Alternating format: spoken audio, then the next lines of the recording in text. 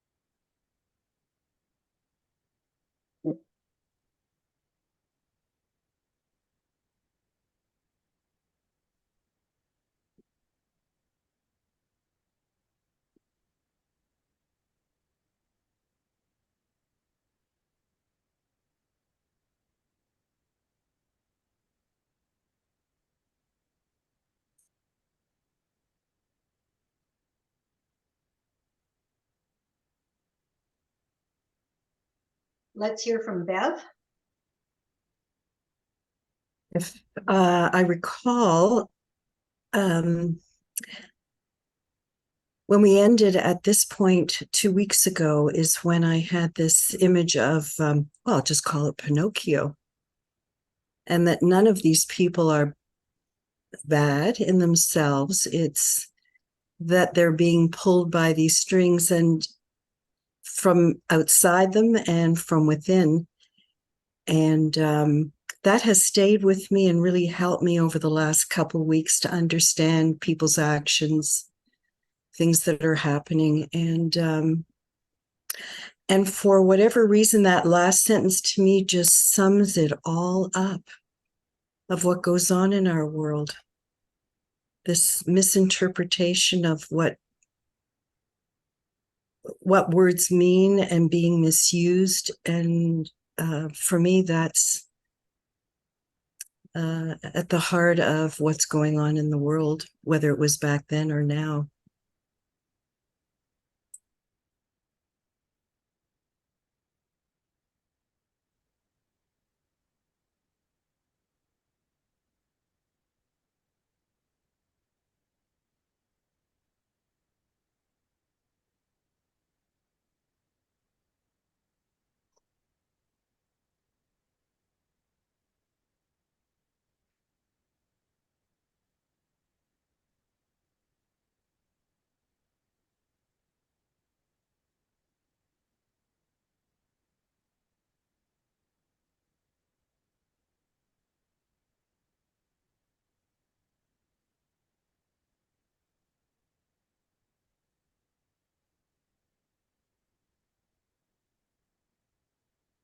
Thank you, Bev.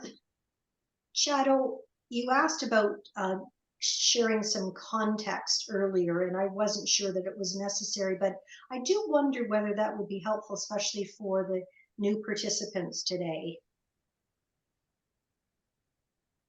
Yeah, go ahead with whatever context you think that might be helpful. Oh gosh, I was hoping that you might speak to that. Fox has recently got out of jail in Carlisle, which is in the very north part of England, right next to Scotland. And spent some time there. They illegally put him in the jail for blasphemy, even though the laws of the land at that time did not include anything that he broke. So he's illegally put in there, and then he wasn't read his rights, and he wasn't met with a charge, and then they were wanting to execute him quietly, but too much news had gotten out about him being put in jail illegally. And so they didn't even bring him up on charges, even while he was in jail. They wouldn't bring him up on anything because it was all, illegally done. But that is kind of what the spirit of religion does. It wants to persecute people that don't agree with the way we do things and what we think and what we believe in our doctrine. Whereas in quite contrast with the early friends, they were moved by the spirit that takes away all occasions of outward wars, any kind of physical persecution or harm done to another. The spirit would not allow them to do that kind of thing. And so they were peaceable with all people, even though they did dispute many things that the church and religion at that day did.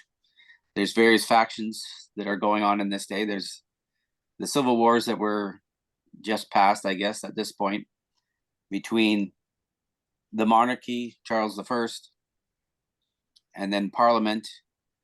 And the Lord Protector's name was, Oliver I remember now. Oliver Cromwell. Cromwell, yes. So Cromwell's in power right now. It's before the Restoration with Charles II. So all these ideas about religion, politics, the way we treat humanity, human rights within a country, all these questions are up in the air for all these people, including the religious ones, where what is the nature of God? How should we meet? And so early friends really promoted that we should live by the Spirit and do exactly what the Spirit moves us to do. And that's quite contrary to following a form or a tradition or a ritual or a hierarchy of religion. And so the two forces are greatly opposed, to the point of the religious people feel like they have a right and have been taught that they have a right to physically oppose and stone or kill people who aren't doing it the one right way, which is their way, even though there's all these other groups competing for what is that one right way and saying that their way is the right way. The Quakers were unique in saying that, no, we don't have a way that we think is the best. We think following the Spirit. The Spirit is the way. God is the way, and is greater than any way that man can devise or dream up or follow. And that everyone had that of God within them, and that of God within them could instruct them and lead them and guide them. And it was a purifying force within them against the things of what Paul calls in the Bible the flesh, egotism, you might call it these days as a close approximation. But the Spirit leads us into purity and kindness and goodness and love of an infinite quality and quantity.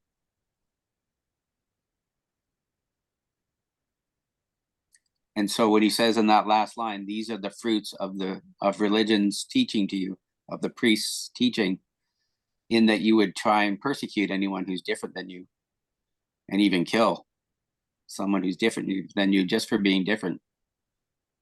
That is not the way of God or the Spirit, as Quakers received revelation.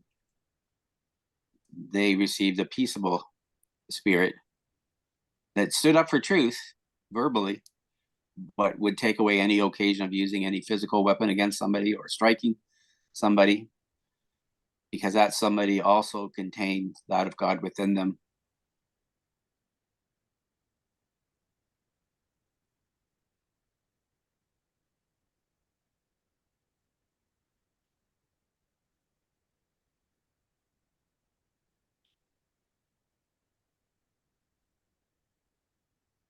Thank you, Chado. I'm a confirmed Catholic, and I still do attend Mass along with meeting for worship. And I sure wish a lot more of Catholic history would, a lot more Catholics through history took that point of view.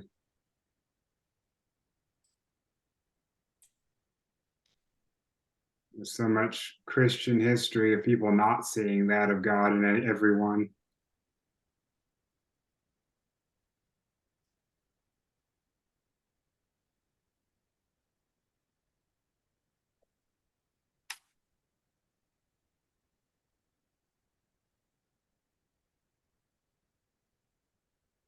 Let me see.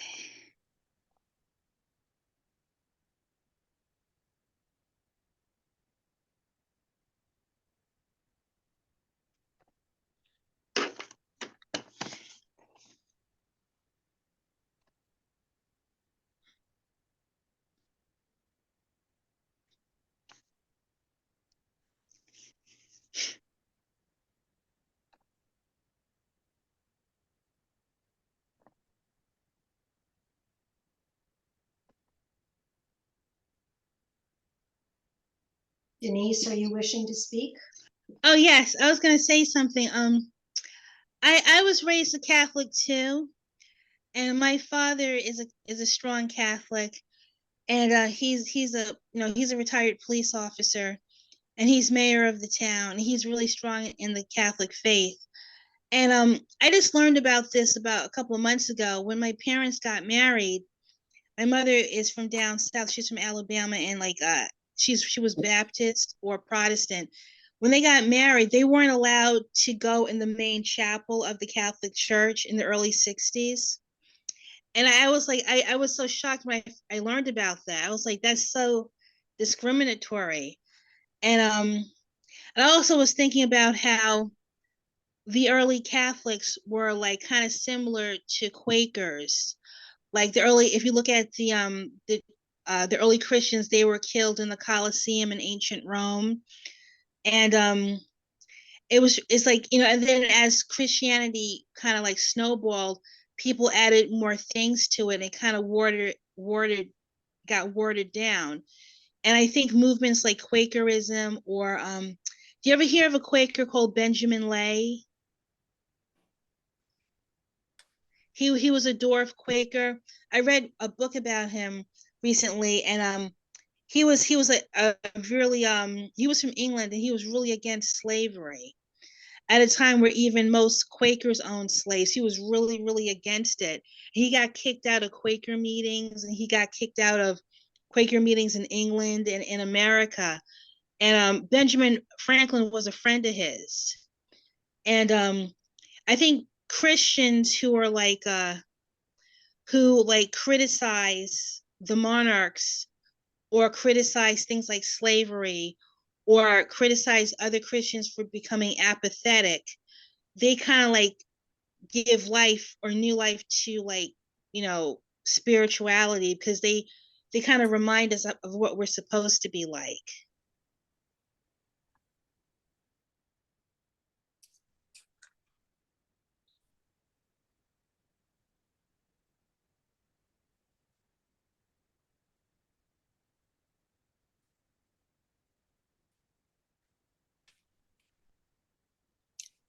One of the heights of an example of raising up violence against people that aren't doing it the right way would be the Inquisitions.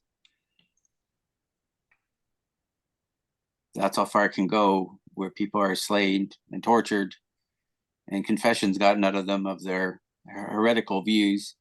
Even the title of heretic, or in some of my past circles, Jezebel was a big one. Oh, if you were female, then and raising up any kind of questions, then that label was slapped on you, and you were shunned quite severely, if not killed.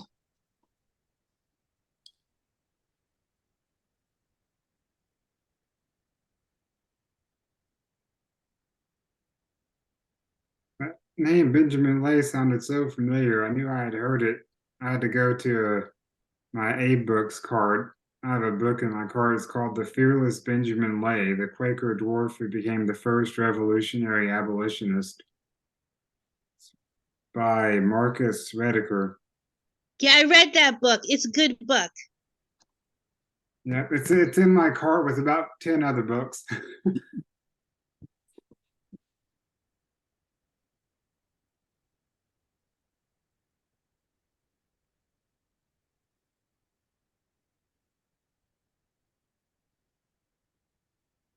I also want to say something. I think that also with the anti-slavery movement, because I'm descended from slaves, I noticed that most of the people who were against slavery, most of them were always strong Christians who were good Christians, as opposed to Christians that would justify slavery by misusing Bible, quotes.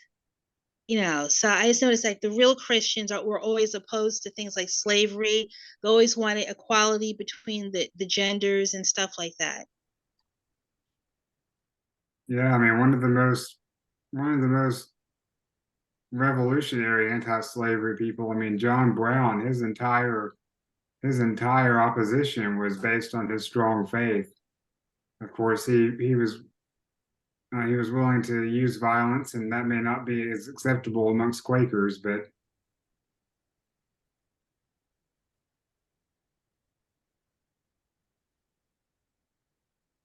I can't remember what denomination John Brown was. He may have been Baptist, Methodist.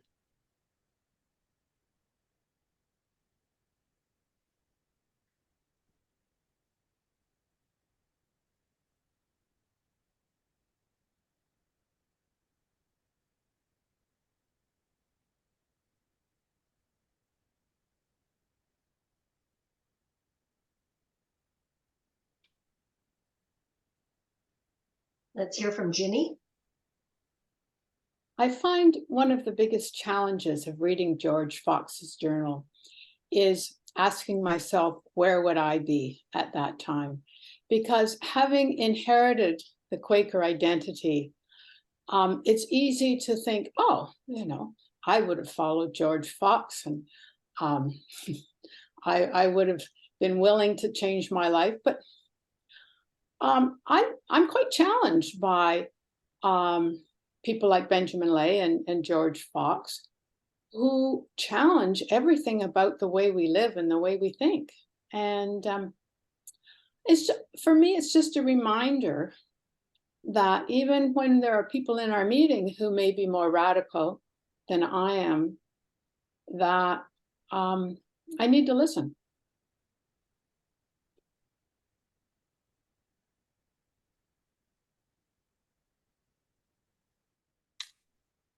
I just read John Woolman's journal, who was quite instrumental of freeing the Quakers from having slaves. And he's always giving thanks to God for God giving him that willingness to dig deep within himself and to listen to spirit and to challenge his preconceptions and things that society has programmed into us. And we all have that, right? We all have programming from our society and from our birth family. But it's the spirit that brings us above. It's the spirit that gives us willingness to challenge these things. And so Fox's number one recommendation to Quakers is always stand still in the light and will nothing else. And maybe even let the light examine you. And it's from that foundation of infinite peace and love that we can be brave and gain courage to challenge even our most basic assumptions. It doesn't come from just ourselves being courageous, because I'm not. But one of the fruit of the spirits is courage.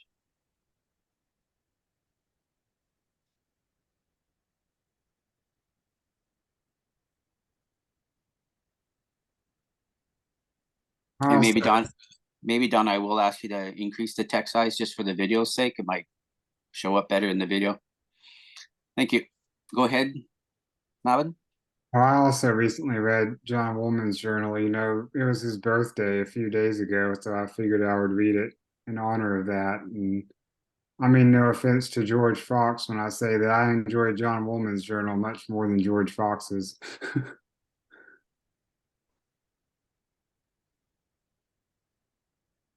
Especially there's, for the poor. yeah, there is a link to a group that is reading that journal. They're quite far into the journal right now, but people are welcome. That's the George Woolman journal that you're referencing, Shadow. Yeah. Are we ready to move on to section 195? Okay, I see some nodding. Ginny, would you be in a position of reading? Certainly. Thank you. And after I had visited that country and friends, I went through the countries into Bishopric and had large meetings, and had a very large meeting at Justice Pearson's house, where many were convinced. So I passed through Northumberland to Derwentwater, where there were great meetings, and the priests threatened to come, but none came. And the everlasting word of life was freely preached and freely received, and many hundreds were turned to Christ, their teacher. Thank you.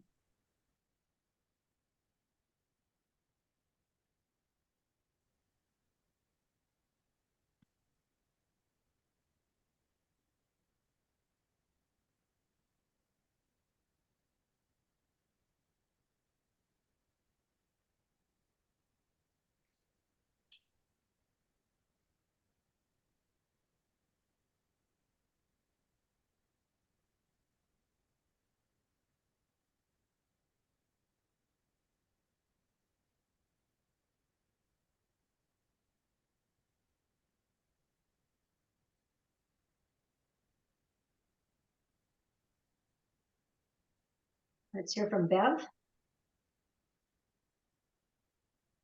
What I find interesting here is that everything went so smoothly for this particular time. And I'm wondering what is, I'd say, what is in the air at certain times that some of his travels, there's constantly being attacked, or, words crossed, which to me is very similar to being physically attacked. And then other times it just flows. And I kind of relate this to what happens in my life too, if I want to do certain things and then there are all these blockages. And then other times things just flow. It's very pleasant to read this.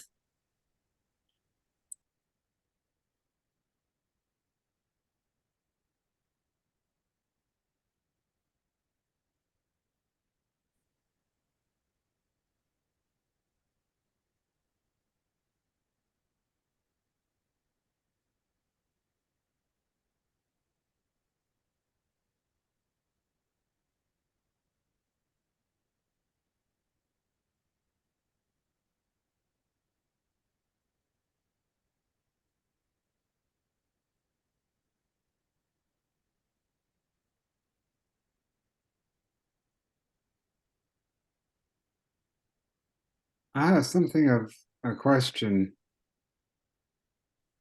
I thought of this when I initially read his journal.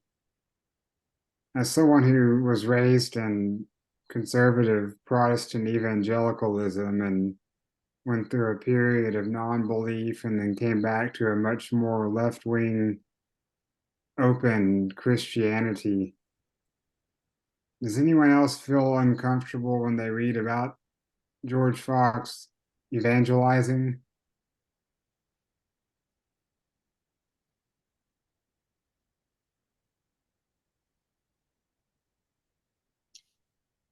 Is there any particular aspect of his evangelizing that you are focusing on that is uncomfortable? No, I guess just spreading, preaching to others, I've never been a huge fan of getting preached at, but I mean, of course, his preaching was probably much more open than the people yelling at you today.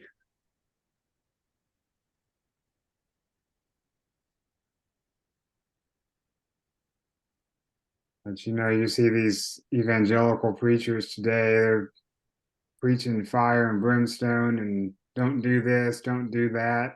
You have to do this to be saved. You have to do that to be saved. And it never really goes into detail about exactly what he said during his sermons, but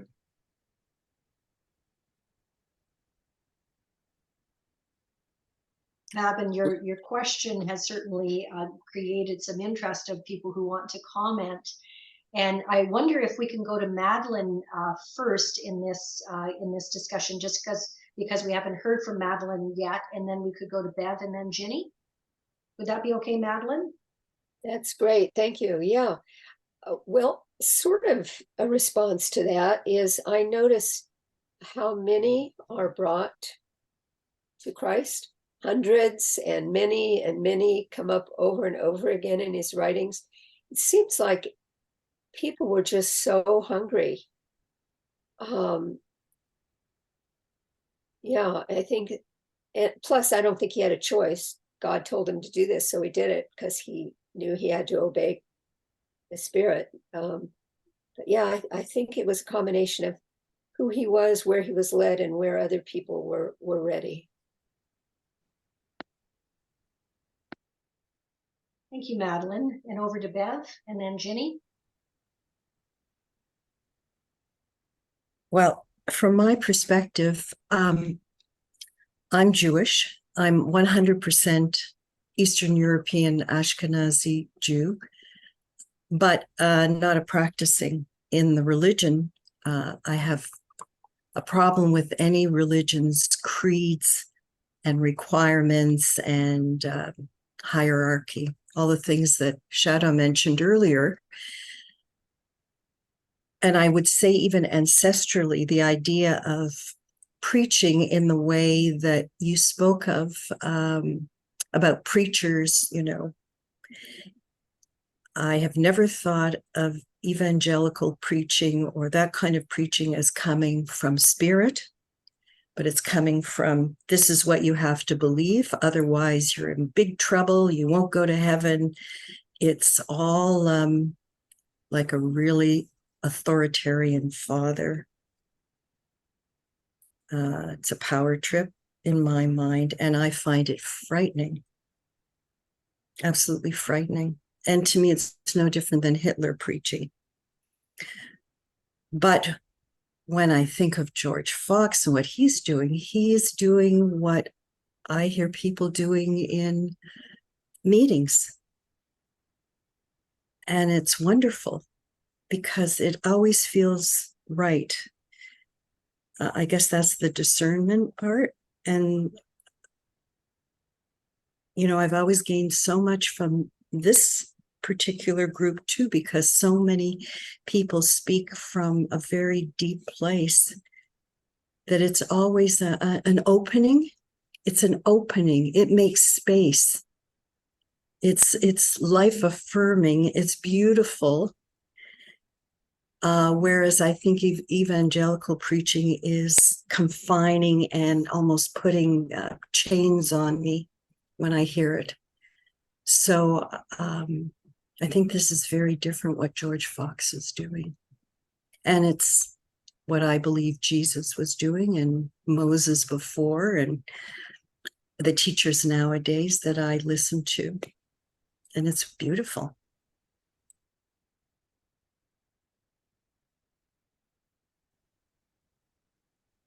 Thank you, Bev, and over to Ginny.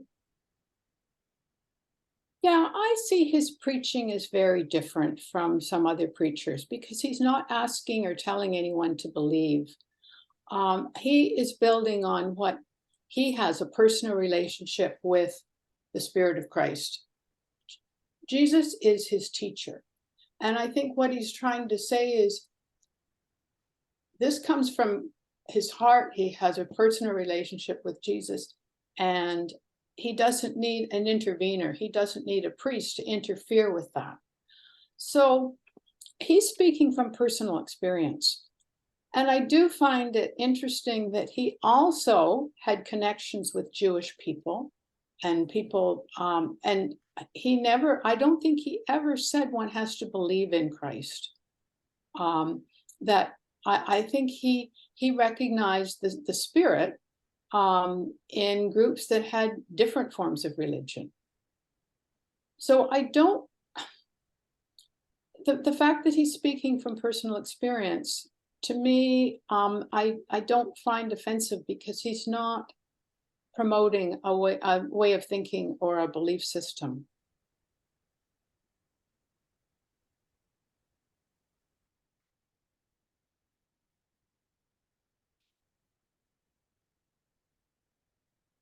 Thank you, Jenny. And let's hear from Barbara.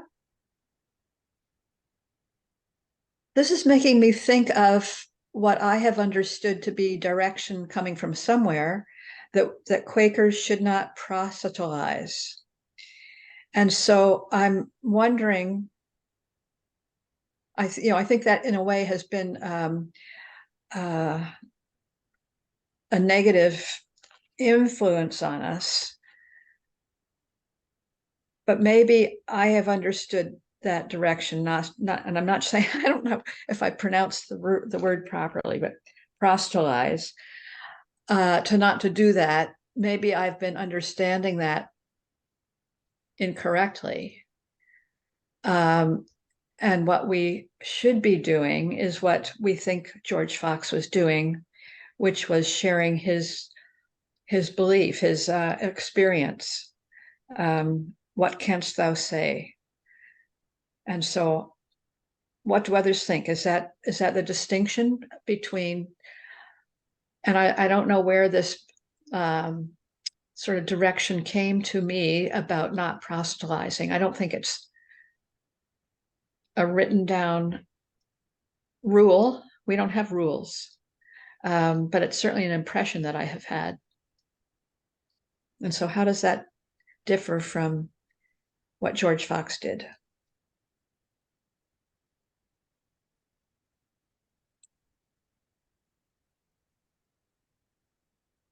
I do think one of the differences is that they're not saying follow us and our way. They're saying follow the Spirit, and however the Spirit leads you. And it's not following this teaching or that teaching, although in the next section we'll see a debate on teaching. If I see anything, any kind of teaching that holds people back from experiencing God and knowing him and being healed and set free by him, I'll be very motivated to try and speak against that kind of a doctrine that holds people back.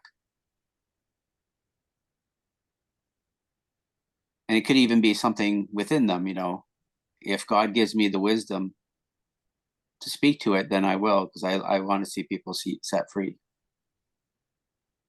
And that's even set free from religious ideas.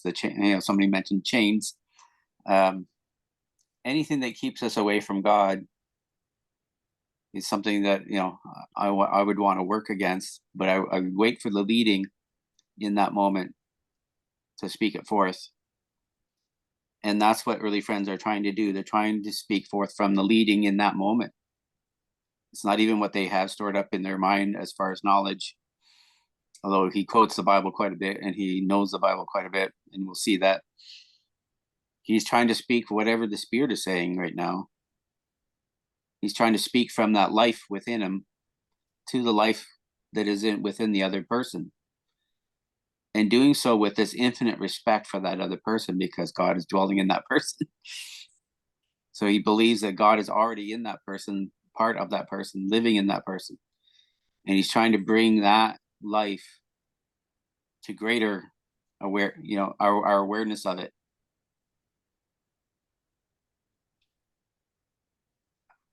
I know that God, and I've experienced that God loves all of us, but it's our awareness that is lacking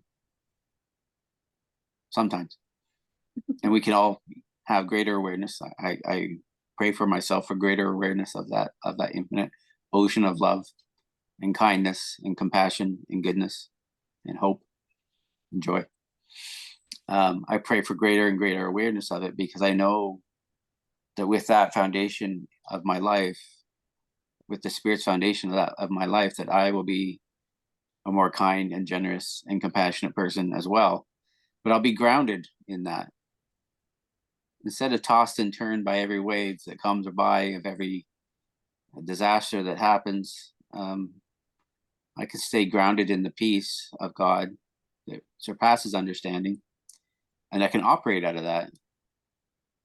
So instead of out of fear and anxiety and depression as who the state of the world, which is easy enough to get into, to absorb it instead of observe it, and then act from Spirit and the strength that God gives, and the courage that God gives, and the purity that God gives. That's a different way of living. And really, early friends are promoting a way of living that we be connected to Spirit, and that we be empowered by Spirit and live from Spirit. It's not okay, these are the intellectual things you have to believe, and these are the practices you have to do in order to get in and be in right books with God. No, it's about relationship with God, with Spirit.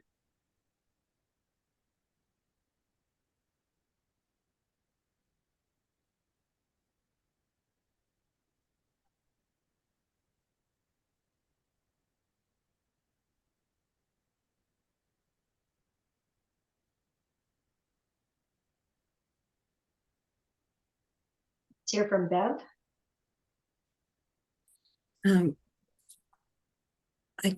I wanted to give an example from myself, and I don't know if it's helpful for others, but I find that if I have my eyes open and my heart open, I'm given so much. So a couple Sundays ago in the Toronto meeting, someone spoke and quoted from the Bible about when Moses was in the desert with the tribes, and God provided manna. And I was so moved by that. And then I looked up what followed from that, and it was about, well, in that, it was about not collecting more than you need. It was just beautiful. And then the passage that was after is that you would get twice as much before the Sabbath, and it would last into the Sabbath. And for me, it was so important because I've been trying to understand the Sabbath and the meaning of rest. And I felt I'd been given so much by that person bringing that to the meeting. I think that must be what it's like when people were listening to George Fox or any teacher at any time in any language, when it connects for you. I mean, we're given so much through each other, not through creeds and belief systems and, sorry, all that baloney. But what that person brought to that meeting for me was so meaningful and answered questions that I had. And I always find it so amazing.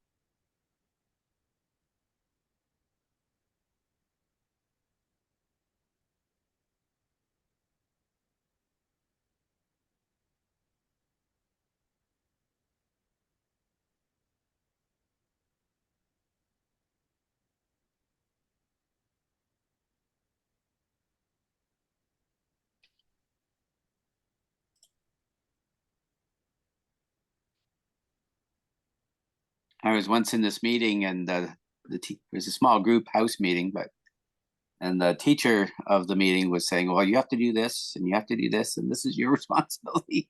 And I was looking at the lady sitting across from me on the floor, And I could just see her whole body starting to crunch in and down and be compressed kind of thing.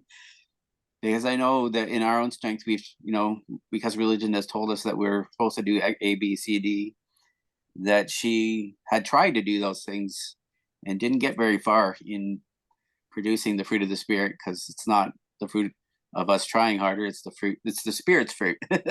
It's the Spirit's production within us. It's not us trying to produce the Spirit's fruit. And then God, I could just see her crunching down, and God opened my mouth and said, "Oh, that's not your job. That's God's job, and that's not your job either." And that's like, God, it's more about letting God produce these fruits in you. It's more about being open to Him and letting Him produce His wonderful fruits within you. It's not about you trying hard in your own strength to produce these things, because you can't do God's job. And I think there's a lot of friends in the world these days that are looking at the disasters that are out there in the world and feeling the weight of them on themselves, like it's their job to fix all the world's problems and all the weight is on their shoulders. And it's like, no, it's not your job. It's not on you. That's not your job. That's God's job. But you be faithful to what God gives you to do. Like, you be faithful to even ask God, what is your part in this? And then to do it with His help and with His leading. But the whole weight of the world's problems is not on you. And maybe even the whole weight of your problems isn't even on you. Maybe some of those are things that God wants to speak to and fix and transform in your life. And all that's required of you is openness to living with God in those things, even your problems. Bible says He lifts off heavy burdens. If you're struggling under a heavy burden right now, my suggestion, my advice would be to take it to God and see what He says about it, and see whether you are to be carrying that burden at all, whether that's His burden to carry.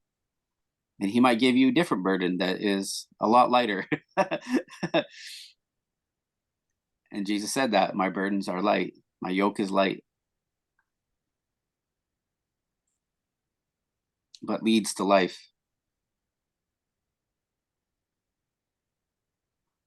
And so, yeah, when we're struggling on our own, in our own wisdom, strength, and governance, there can be some very heavy loads that we're carrying around that God doesn't want us to carry around at all. They're not our job to take care of. They're His.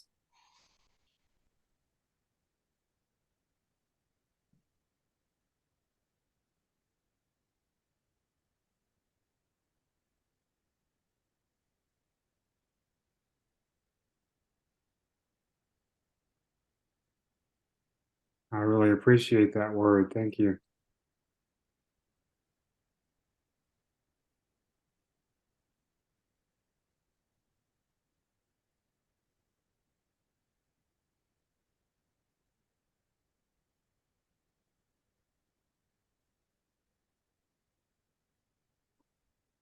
As we've been talking, I have a vision in my mind. I'm thinking of the Canadian version of Faith and Practice, and it has this beautiful photo on the front. It's not a real photo; it's a drawing.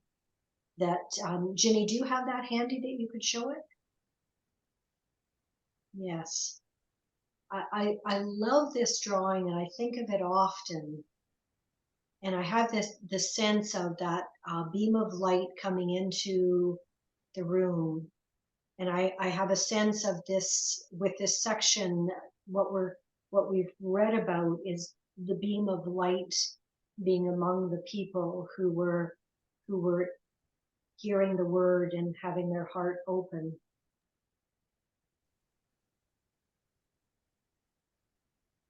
Thank you, Ginny.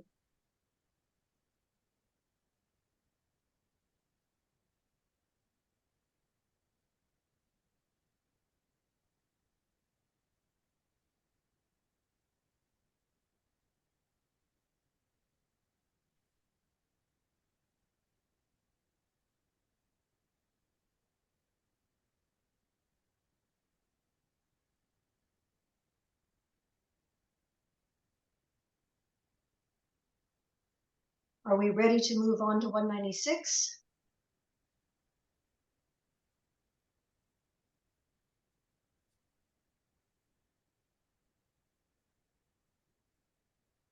Seeing a little agreement in that.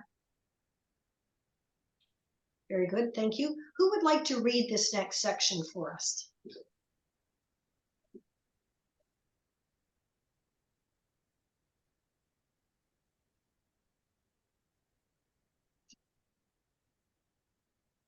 So it starts here and goes into the next page. I can volunteer.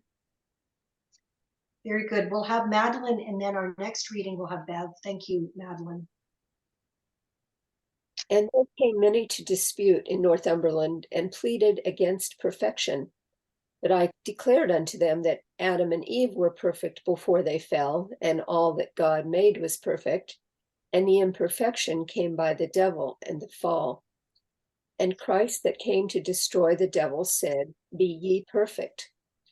But one of the professors said that Job said, What, shall mortal man be more pure than his maker? The heavens are not clear in his sight. God charged his angels with folly. But I showed him his mistake, that it was not Job which said so, but those which contended against Job.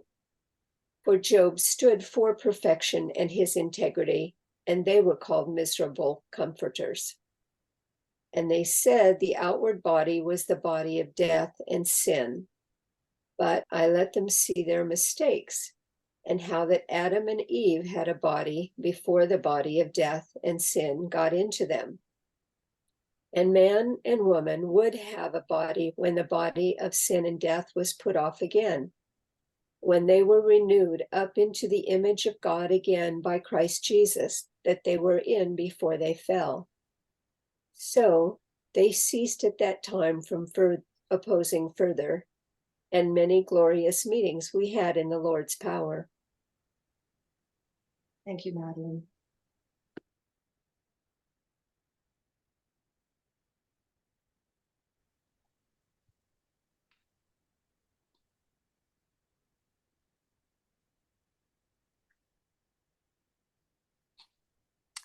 I too come from a evangelical background, and so I'm quite and a French background, so I'm quite comfortable with debates. And I saw anyway what English people call debates, we call a normal conversation. Anyway, it's funny that this example from Job, the book of Job from the Bible, Old Testament, which some people say is one of the oldest books in the Bible, how this guy quoted from Job and thought that that was what God was saying, but it was actually these bad counselors that were saying things against God. And because that's happened to me, where I was disputing with somebody and they quoted the Bible as if it was the word of God speaking, but it was these bad counselors. When I looked it up, I said, no, that's not what God's saying. God, it's these bad counselors that you're quoting and thinking that God said that, but he didn't. And that's part of our problem as human beings, is sometimes we can believe something so strongly that we think that God believes it. If God believes everything that you believe and hates the same people that you hate, then maybe that's not God that you're following, but really your own ideas, your own ego, your own self. Because my God doesn't hate people like that anyway. So, but we can project onto God, we can project onto early friends, and hopefully I don't do it too much. But it's more about receiving from him how he self-reveals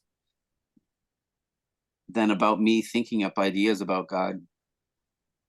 Because even my best imaginations about God still fall infinitely short of his reality. And when I receive revelation from God, experience of God, I'm reminded of that every time, that he is much more wonderful than I thought he was. He's much more loving than I thought he was. He's much more pure than I thought he was. And that my mind can't even contain the infinities that he is. And so every time I'm in awe again, because he's better than I remembered him to be, but my memory can't even hold on to it. So it's just funny to me that the same thing happened to me with Fox, where this guy is quoting these miserable counselors. Ginny? Just wondering if those who have more knowledge of the Bible could explain to me the sentence, and man and woman would have a body when the body of sin and death was put off again. Maybe I'm trying to take this too literally, but I'm hoping somebody can help me understand that.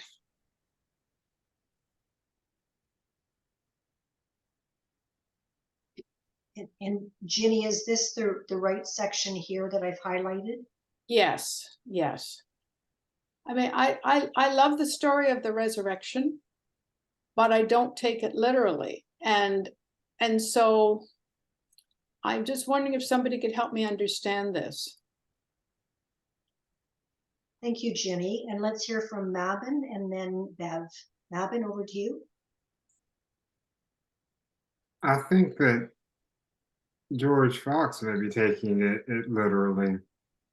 You know, I think even Paul said that when Christ returned, that we would be given new bodies, perfect bodies.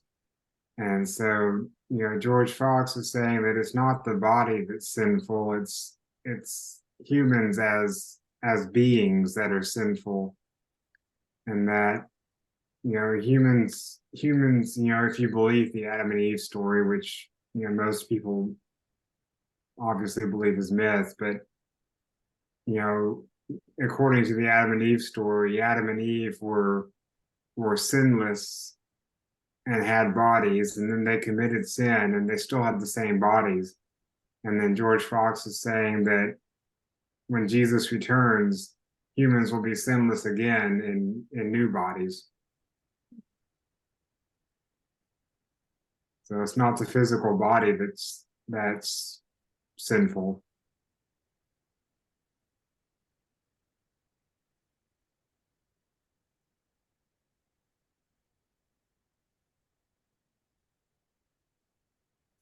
Thank you, Mabin. And over to Bev and then Madeline.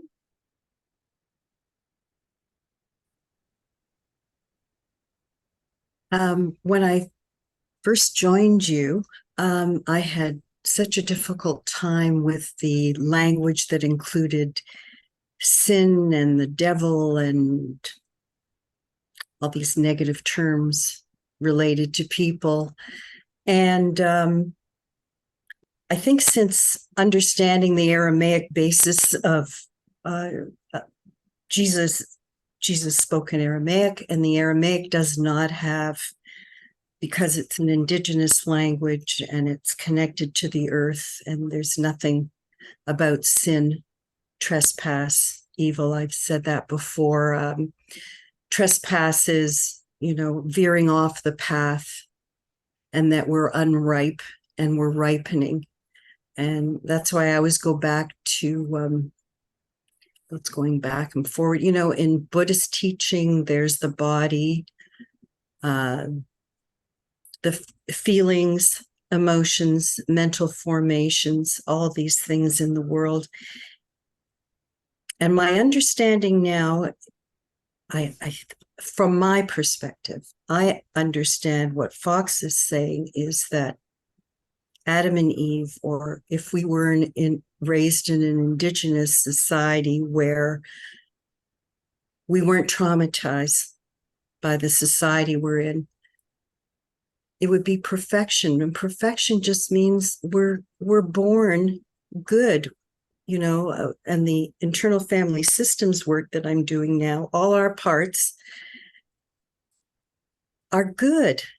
And they kept us alive. But when we're traumatized, they took on burdens. And I'm so glad that Shadow used the term burden before, because we take on those burdens, but those burdens, those parts taking on those burdens saved us. but it cut us off from spirit because we pushed it all down. We pushed it all down. And this coming job stood for perfection and his integrity, like the integrity of our parts coming together. This part, our body, the part that's in this world, we need to heal it. And spirit gives us, what Shadow said, courage. And Richard Schwartz uses 8 words for spirit, for self, that helps us unburden those parts, and we become perfection again. We become who we were meant to be. And that, for me, is what I understand about Adam and Eve. Is originally we were good until these societies formed with power structures, and we were traumatized. And I know I sound like I don't know what I'm talking about, but I am so happy for myself that I have a way of understanding what he's saying here instead of feeling it doesn't work. But for me, it works. And he's teaching what every teacher that has connected spirit and God, that we're here in this world. We can heal ourselves and then live in an untouched way, live according to the way we were meant to live, like Adam and Eve. It's quite wonderful.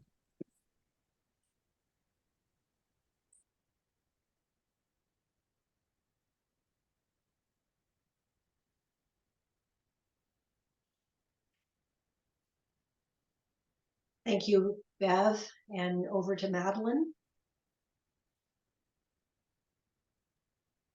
I'm very grateful for the question, which made me take a second look at that. And my first response was just from my own personal experience, which was, as I've been freed more and more from sin and death, I have felt a new life. So one way that I look at the word body is life. And then I went to a reference book to look up the word body in Hebrew, etzem. And one of the definitions, the first definition actually, is bone, essence, substance. So whether or not one sees the resurrection of the body as we know it in our ordinary lives, or as a new life, or as the essential substance of ourselves, I think all of those different ideas can come out of this brief sentence.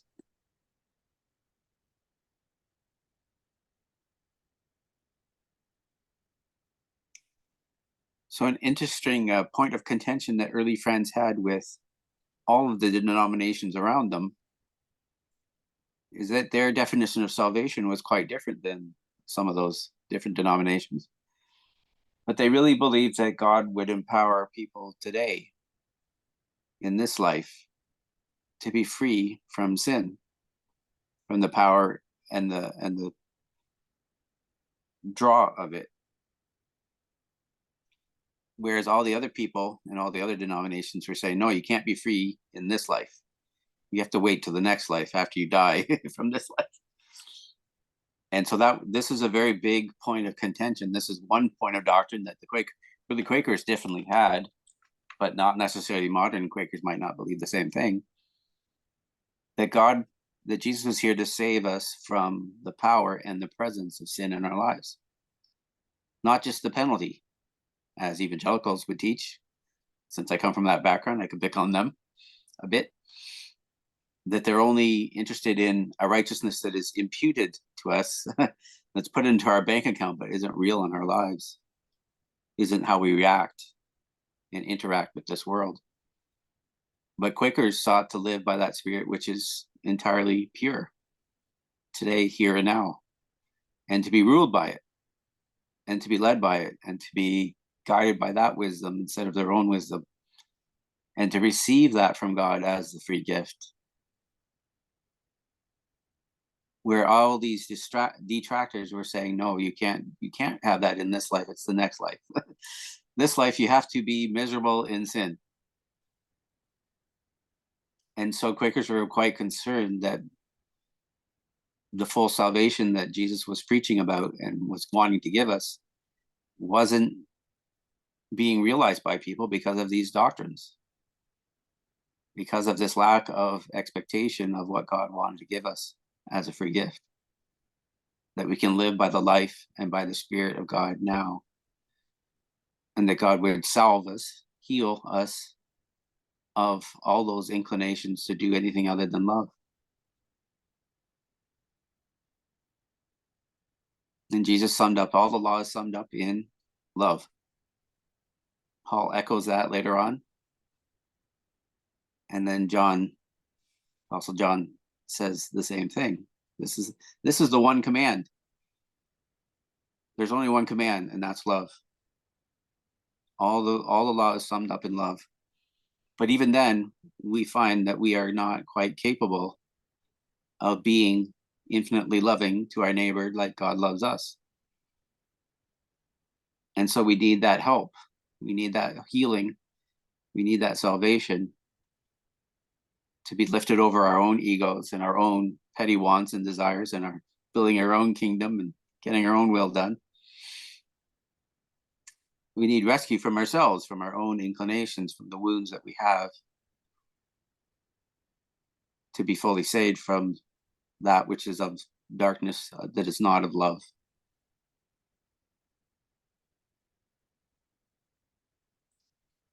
Which the Quakers called perfection. Back into the state of Adam and Eve, innocent in all our desires and motions and thoughts.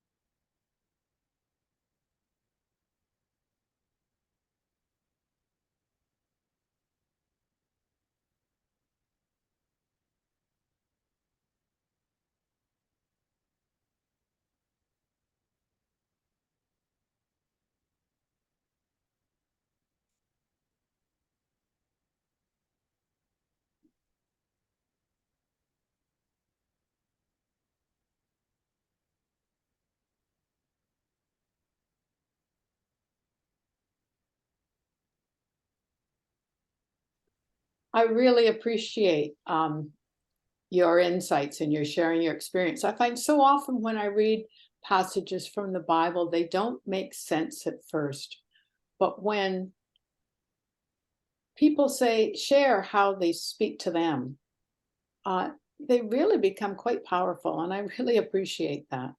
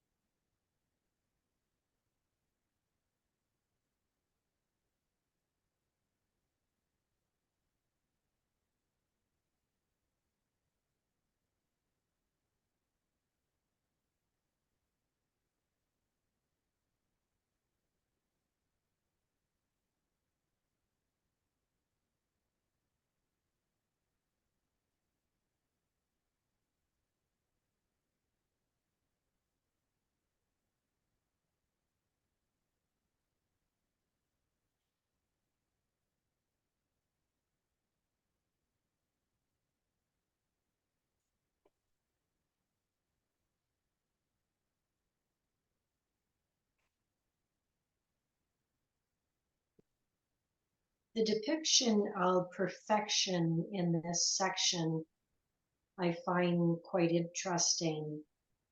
Thinking about perfection, at least the sense that I have of it is that perfection is an ideal that can't be met, that has certain qualifications that have been vetted by some great authority. And as I reflect on that, it reminds me of an expression from, I think it was Julia of Norwich: all shall be well, and all shall be well, and all manner of things shall be well. And I remember when I first became familiar of that, and I thought, but how is that possible? How can all things be well? Because it doesn't feel like that. And yet maybe there's another plane, maybe there's another existence or sense that all is well. So this section here on perfection reminds me of that. And I'd be interested in any comments on that expression among the group. Bev, you shot your hand up quickly. Let's hear from you. Well, I have many teachers, and I'm actually going to put something in the chat right now from Thich Nhat Hanh. But what you're saying, Donna, is what I've used constantly for the last year and a half, when I've allowed myself to feel the fear that I feel all the time. And when you're doing a breathing exercise in the Buddhist tradition, and the saying for Thich Nhat Hanh is, at this moment, I am safe. At this moment, in this moment, all is well. And when I'm in that moment, even if I have physical pain or emotional pain, or I'm sadness, whatever the feelings are, but in this moment, all is well. In this very moment, that's the only moment we can live in, all is well. And that's what I do.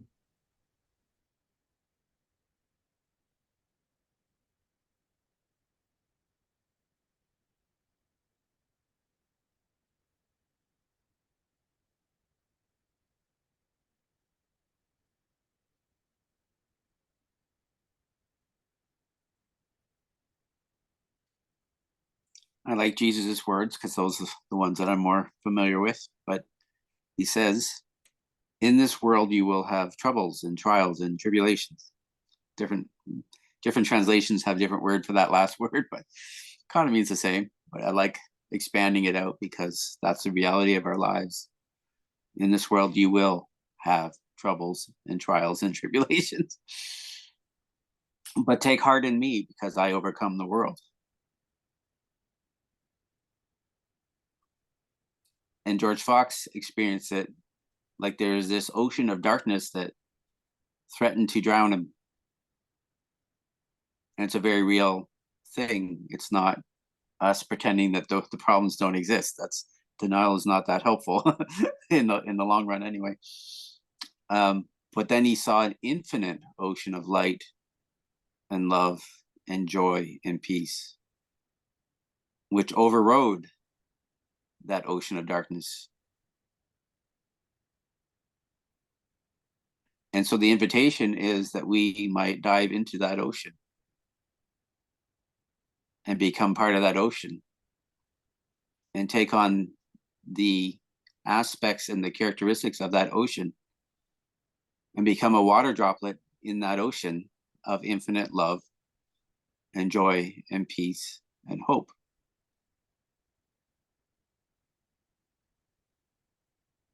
And that's who we were created to be, maybe.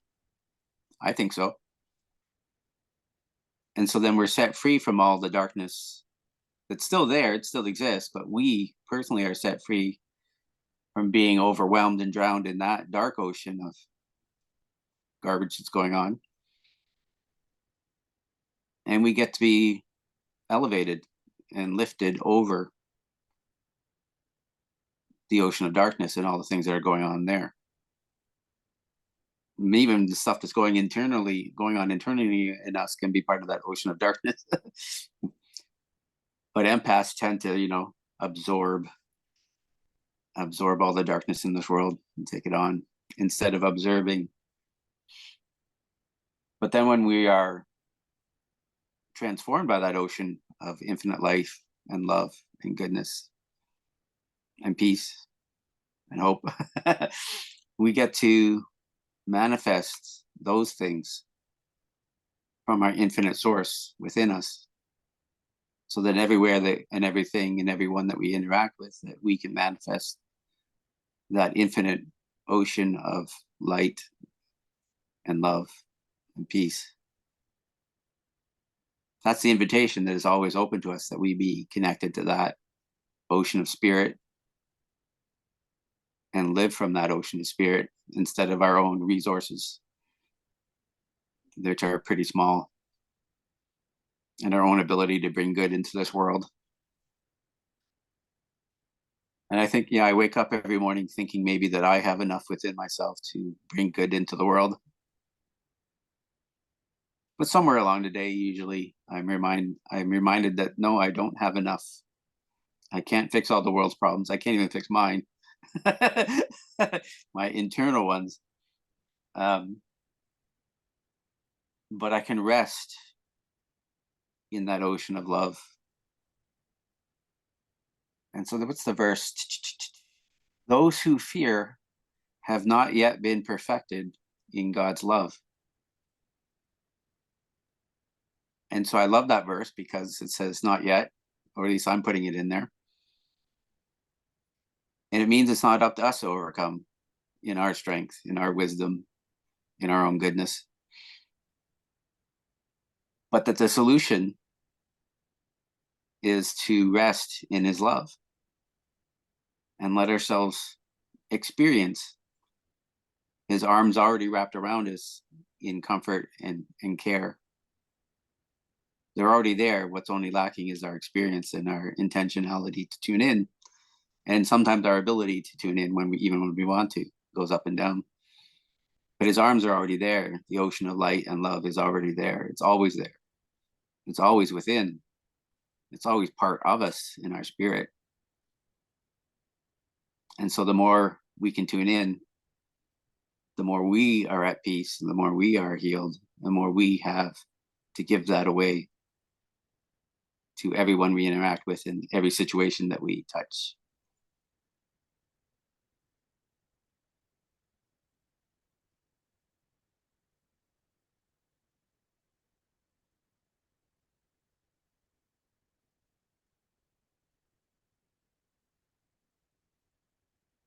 Thank you, Chado. I'm going to stop sharing the screen, and then we've got Mabin who's got his hand up, so I invite you to speak.